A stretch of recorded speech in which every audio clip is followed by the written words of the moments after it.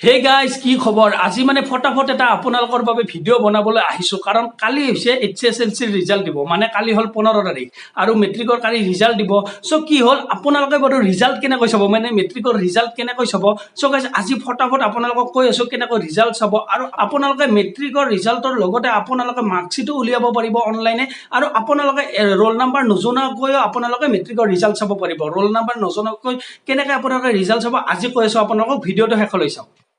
So guys, আপোনালোকক মই SEBAৰ official দুটা ৱেবছাইটৰ নাম কৈছো যি দুটা ৱেবছাইটত আপোনালোকে ৰিজাল্টবোৰ চাব এনে আপোনালোকে ৱেবছাইট বহুতে চাব পাৰিব যত আপোনালোকে ৰিজাল্টবোৰ পাই যাব বহুতটা ৱেবছাইট আছে যত ৰিজাল্টবোৰ পাব কিন্তু SEBAৰ দুটা অফিচিয়েল ৱেবছাইটৰ নাম কৈছো আপোনালোকক এটা হৈছে আপোনালোকে result assam.nic.in ত আপোনালোকে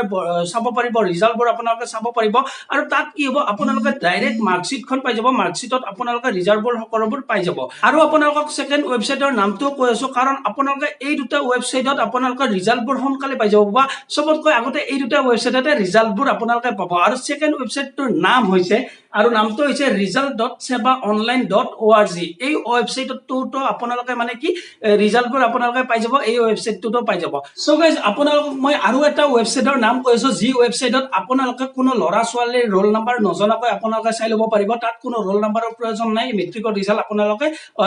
বঢ়িয়াকৈ চাই ল'ব পাৰিব আৰু সেই ৱেবছাইটৰ নাম হৈছে indiaresults.com এই ৱেবছাইটটোত আপোনালোকে কি কৰিব পাৰিব